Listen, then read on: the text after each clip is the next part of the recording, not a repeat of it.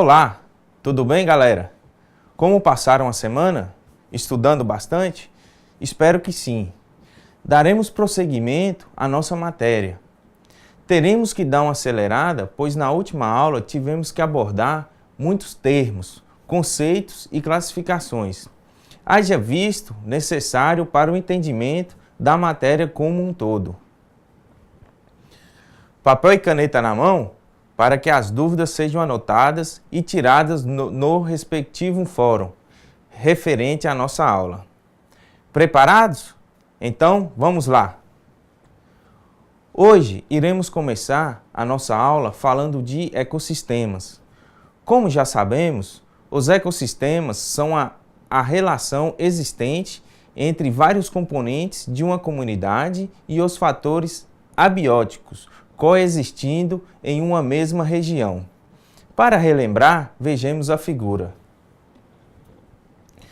Relembrando o que já foi visto na aula passada quanto à organização ecológica, um organismo é apenas um indivíduo de cada espécie. Sendo assim, temos dois organismos, um elefante e uma árvore. Um nível acima, podemos observar uma população, que é vários organismos de uma mesma espécie vivendo em uma área em um determinado período. Observamos então a presença de duas populações. A primeira população de elefantes e uma segunda população de árvores.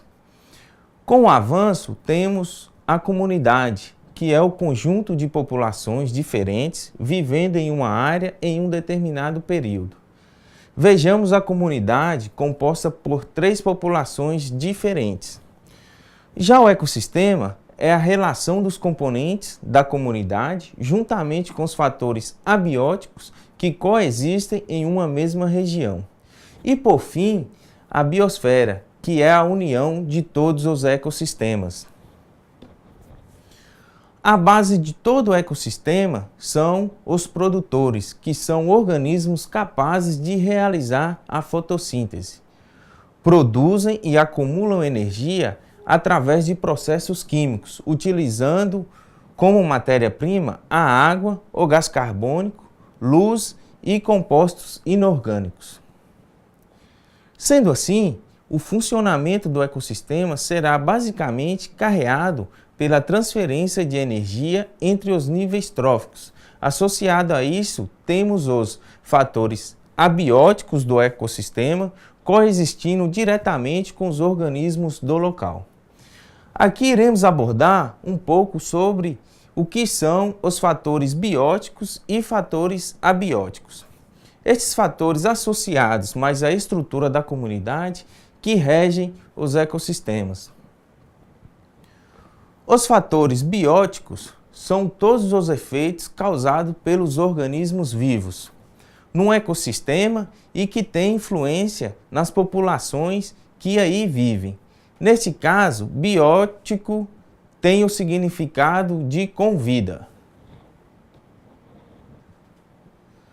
No exemplo, podemos observar quais são os fatores bióticos de um ecossistema. O simples fato de o organismo se alimentar, ou se reproduzir, ou até mesmo servir de alimento para outros organismos, são exemplos de fatores bióticos de um determinado ecossistema. Os fatores abióticos também interferem na vida dos seres vivos de um ecossistema, mas são, na sua maioria, independentes de sua atividade. Nesse contexto, abióticos têm o significado de sem vida. Vamos ao exemplo de fatores abióticos. Nesta figura, podemos observar os fatores que interferem na vida dos seres vivos de um determinado ecossistema. Temos como exemplo a chuva, a temperatura, a luz e a umidade. Vocês já pararam para pensar por que ocorre a migração das aves? Ou seja, ela sai de um determinado local em uma determinada época para outra área? Essa migração ocorre devido a mudanças nesses fatores abióticos, exercendo uma pressão nesses organismos. a ponto deles irem para outras áreas sobreviver. Muitos desses fatores influenciam na alimentação e na época de reprodução dos seres vivos. Você deve estar se perguntando, e os vegetais? Como eles fazem, uma vez que não podem se locomover? No caso dos vegetais, ao longo dos anos, eles se desenvolveram adaptações para que possam sobreviver em determinado período crítico, ou seja, quando os fatores abióticos são menos favoráveis para a sobrevivência. Agora vamos abordar alguns ecossistemas terrestres, onde os vegetais que impõem o aspecto característico do ecossistema, devido aos vegetais serem mais fáceis visualizados e assim qualificados. Os vegetais são de extrema importância na qualificação dos ecossistemas, sendo que uma determinada espécie vegetal pode qualificar o ecossistema em que ela está inserida. Iremos trabalhar apenas com os ecossistemas mais importantes, onde eles se dividem em 6, sendo eles a tundra, a taiga, floresta temperada, floresta tropical, campos e desertos. Iremos ver também os ecossistemas aquáticos, onde estes veremos apenas 2 tipos, os ecossistemas de água doce e os ecossistemas de água salgada. Vamos lá, galera? A tundra é o último bioma antes do Polo Ártico, onde pouca vegetação se desenvolve. A tundra é localizada em altas altitudes e sua principal característica é o solo coberto por neve. Com essa particularidade do solo, poucos vegetais conseguem se desenvolver. O solo é composto por algumas poucas espécies de ervas, líquens e musgos. A tundra representa um papel vitalício para as populações de animais que ali vivem, abrigando espécies de roedores, lobos e renas. Para que esses animais possam resistir ao frio intenso, muitos desses migram para outras áreas ou simplesmente hibernam durante o inverno. Dando continuidade com os ecossistemas terrestres, agora vamos ver a taiga, o que pode ser chamado de floresta boreal ou floresta de coníferas.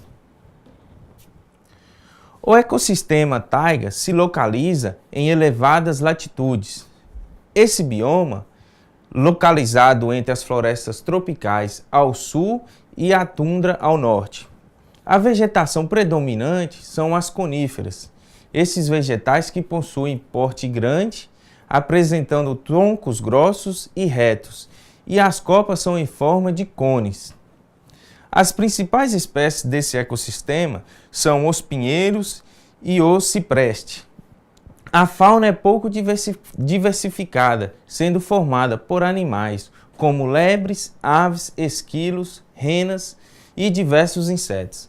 Algumas dessas espécies migram para outras regiões com temperaturas mais elevadas. Agora iremos ver um pouco sobre o ecossistema de floresta temperada. Vamos lá? As florestas temperadas são localizadas nas zonas temperadas. Nesse ecossistema, as plantas decíduas ou caducifólias, ou seja, as folhas adquirem colorações amareladas e alaranjadas e começam a cair. Perdem as folhas no fim do outono e as readquirem na primavera. Essa perda das folhas é uma adaptação ao inverno rigoroso ou à estação seca, pois faz com que a planta reduz sua atividade metabólica, conservando assim água durante o período em que a maior parte dela fica imobilizada no solo sob forma de gelo, suportando assim as baixas temperaturas.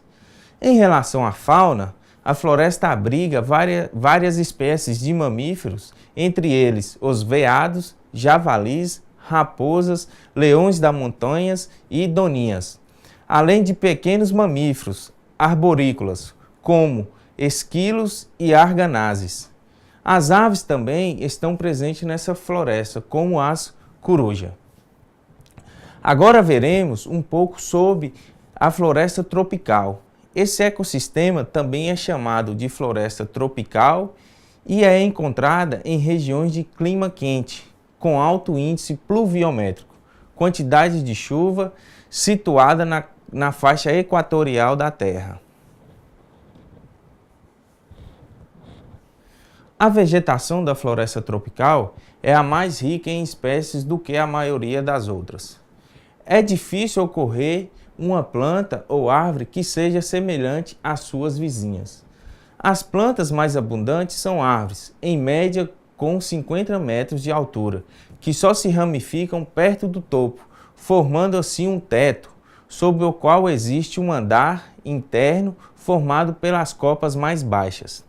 A estratificação resultante dos vários andares da vegetação origina diversos microclimas, com diferentes graus de luminosidade e umidade.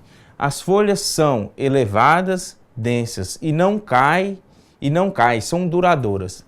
Geralmente as folhas são amplas, largas e de cor verde escura, lisas e com as pontas em forma de goteira, facilitando o fluxo de água. Uma variedade de insetos, aves e outros animais, os mamíferos têm por característica aparecer em ambiente noturno ou habitam as árvores, como os macacos e esquilos. Algumas espécies de répteis e anfíbios têm características arborícolas, habitam as árvores.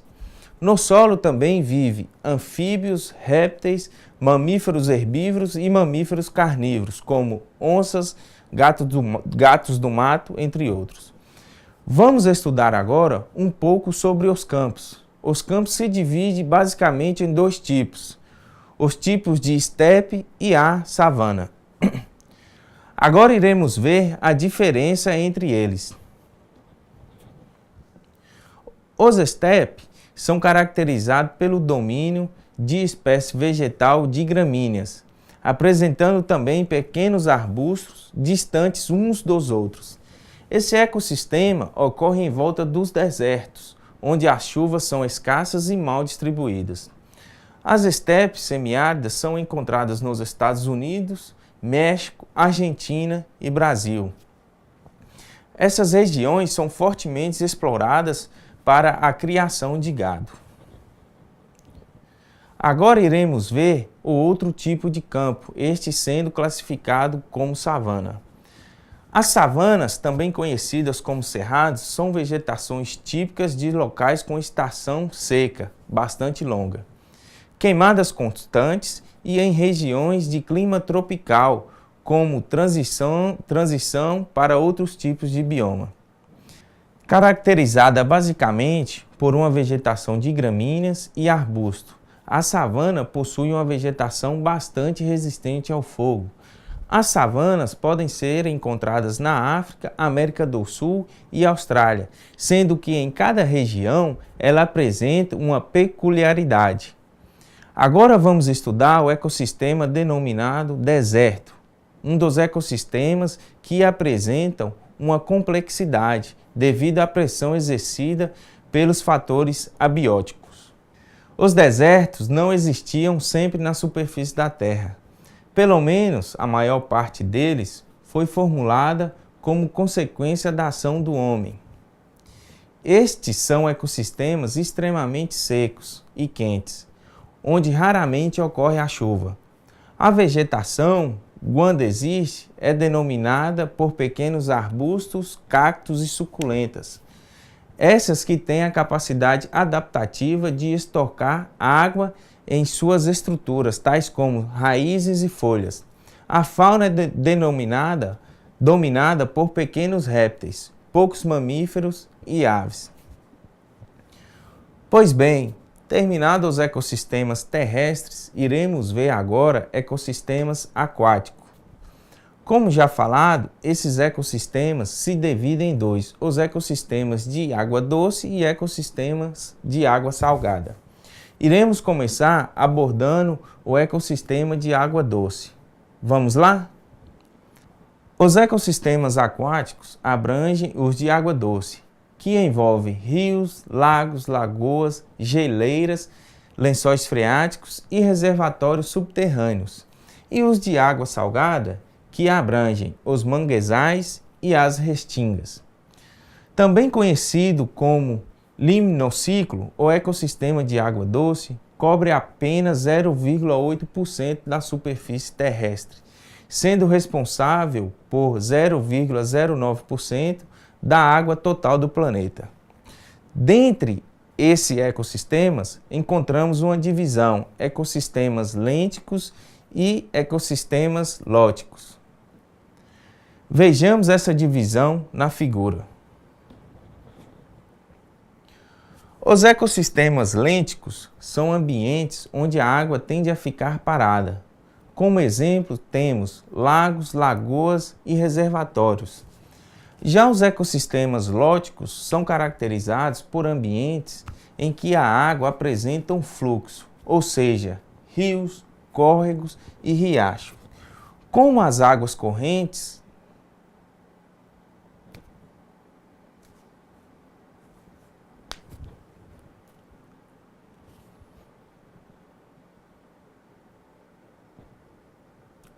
já os lóticos, lá em cima. Aí.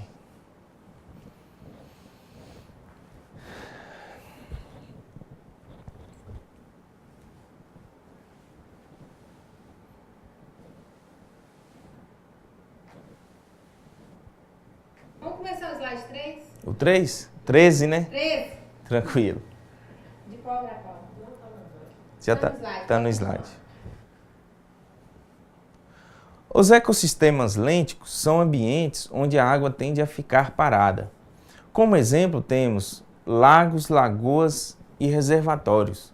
Já os ecossistemas lóticos são caracterizados por ambientes que a água apresentam um fluxo, ou seja, rios, córregos e riachos. Com as águas correntes, que são definidas pelo ponto de vista hidrológico, como as calhas, por meio das quais são transportadas as descargas da água superficial. Transportam substâncias cinéticas, levando-as para o mar, de uma forma geral. Além disso, deslocam também o material insolúvel, especialmente sob a forma de erosão e no curso inferior sob a forma de sedimentação. Os ecossistemas de água salgada são de importância vital para todos os ecossistemas do planeta. Isso porque esse ecossistema influencia nas características climáticas e atmosféricas da Terra, além de sua importância no ciclo dos minerais, como exemplo, o ciclo do carbono. Nesse ecossistema, a temperatura diminui com a profundidade, podendo essa variação chegar em regiões profundas entre 1 a 3 graus Celsius. A região mais bem conhecida e estudada dos oceanos é a plataforma continental, a qual se estende até a profundidade de 200 metros, seguindo um relevo com suave declínio, sendo de grande valor econômico para o homem, pois nela se localizam as mais ricas regiões de pesca do planeta. Pois aqui terminamos os ecossistemas. Agora iremos dar início ao estudo de mais um elemento que é de suma importância para a ecologia. Iremos trabalhar agora com as populações. Porém, dessa vez não iremos ficar somente nos conceitos.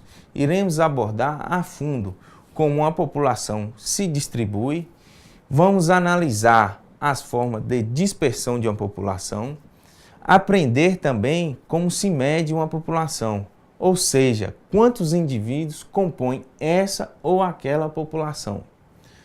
Quais são os mecanismos de regulação quando que a população está crescendo e está diminuindo ou está estável. Sendo assim, gostaria de contar com a atenção de todos, pois o estudo desse elemento é de suma importância para a ecologia. Como já falado anteriormente, populações são o conjunto de indivíduos de mesma espécie vivendo em um mesmo local em um determinado período. As populações são organizadas de acordo com a estrutura espacial das populações. Basicamente, é como as populações se distribuem, dispersam e a sua densidade. A distribuição das populações são de acordo com a presença ou ausência do habitat.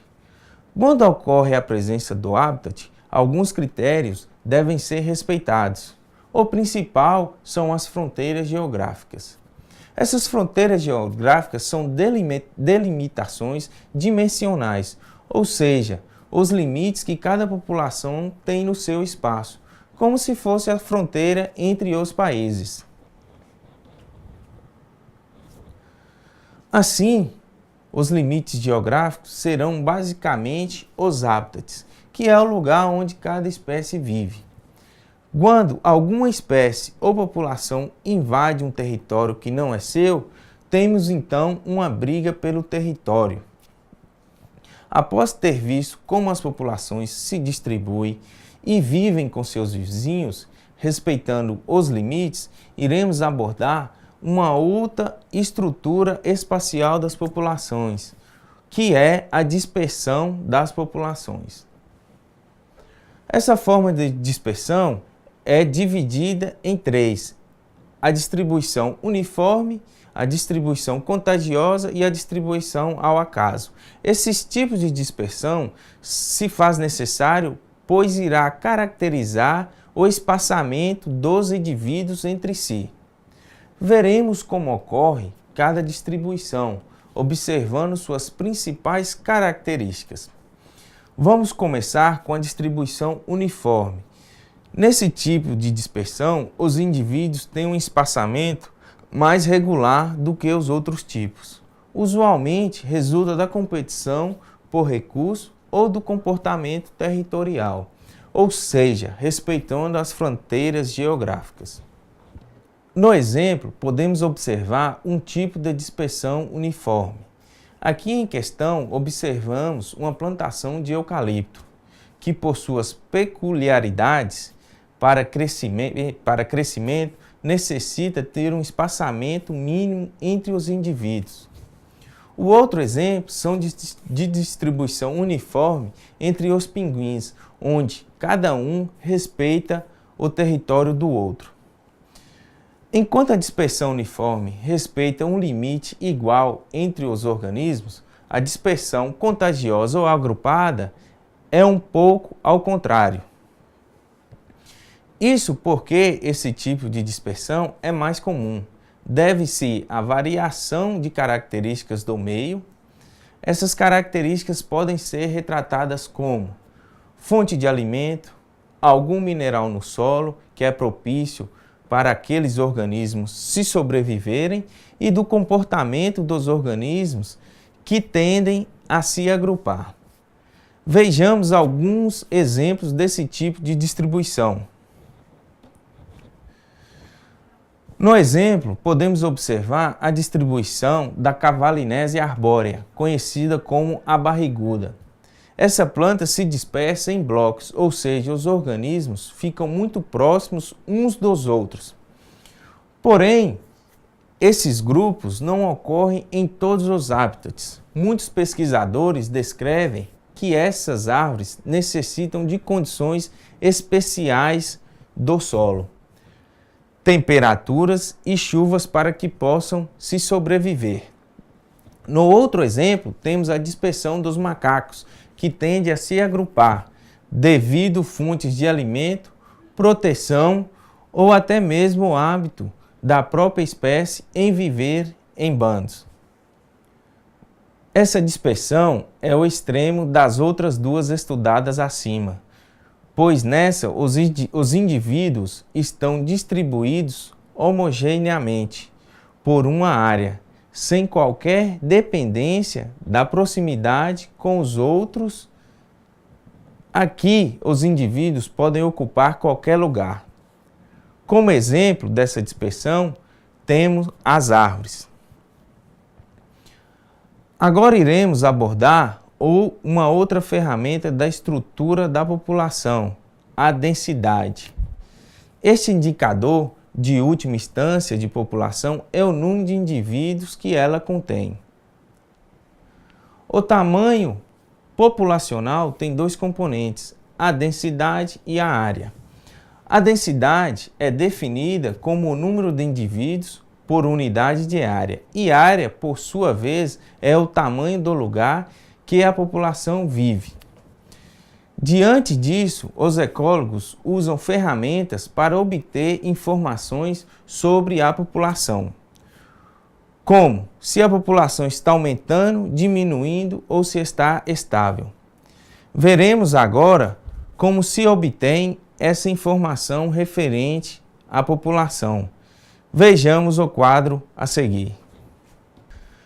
Pois bem, galera, já estudado, as formas de dispersão da população, agora iremos abordar o tema que é a densidade populacional.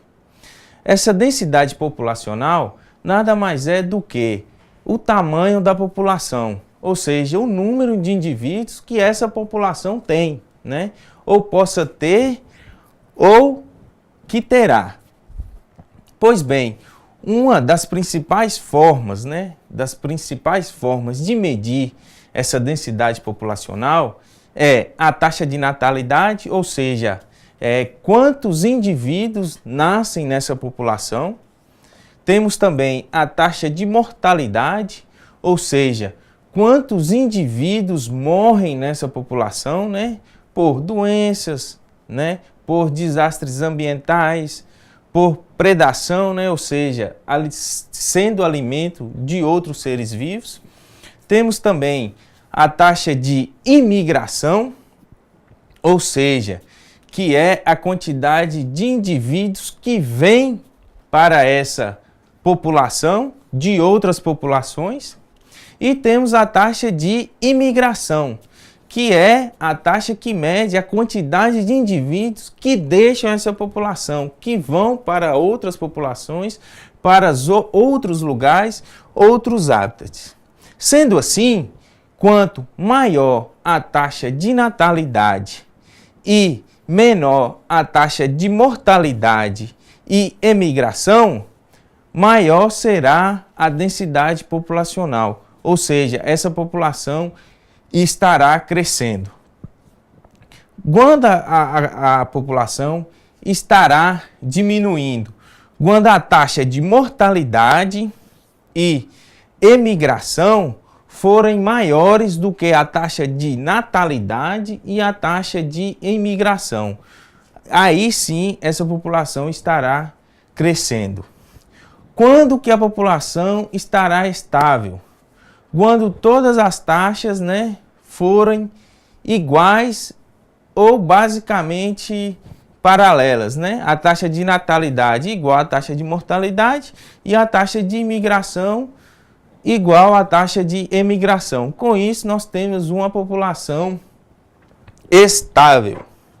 Contudo, essa densidade populacional também, ela ela também é influenciada pelos fatores ambientais. O que são esses fatores ambientais, Como já vimos, temos os fatores bióticos e os abióticos, Esses fatores podem ser, fatores abióticos, como chuva,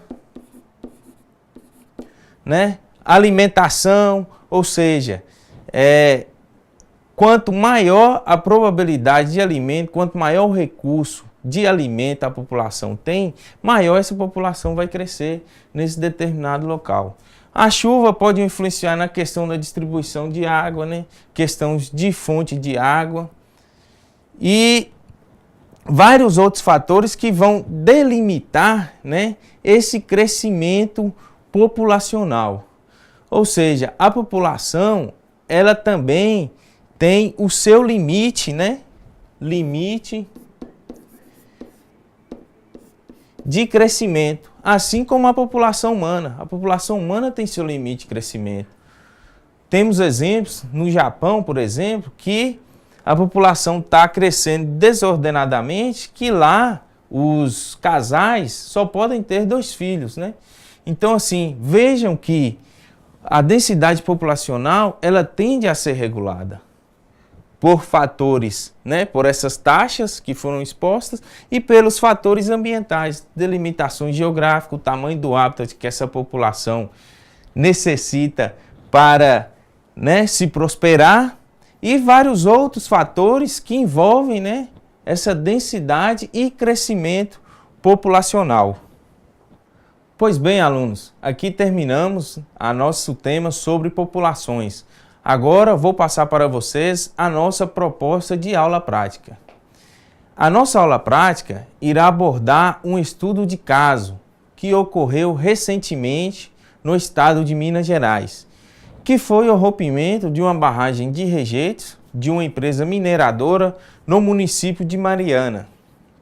Para desenvolver tal proposta, primeiramente vocês deverão se agrupar em grupos de 3 alunos. No primeiro momento, vocês deverão levantar e reunir todas as informações ambientais referentes ao episódio, como, por exemplo, quantidade de lama, composição química da lama, ecossistema mais afetado, podendo ser usado fotos, documentários, entre outros. Após essa etapa, vocês deverão reunir essas informações e desenvolver um relatório apontando quais ambientes sofreram e sofrerão daqui para frente com esse evento, apontando as perdas para cada ecossistema afetado. E por fim, vocês deverão propor algumas medidas baseadas na ecologia para minimizar e recuperar essas perdas. Esse material deve ser entregue em forma de texto, podendo estar incluído fotos, entrevista. Usem a criatividade. Aproveitem esse tempo que ainda resta da nossa aula para dar início aos estudos e à confecção do relatório da nossa aula prática. Pois bem, galera, hoje nossa aula termina aqui. Na próxima semana encontraremos de novo. Abraço, bons estudos e até lá!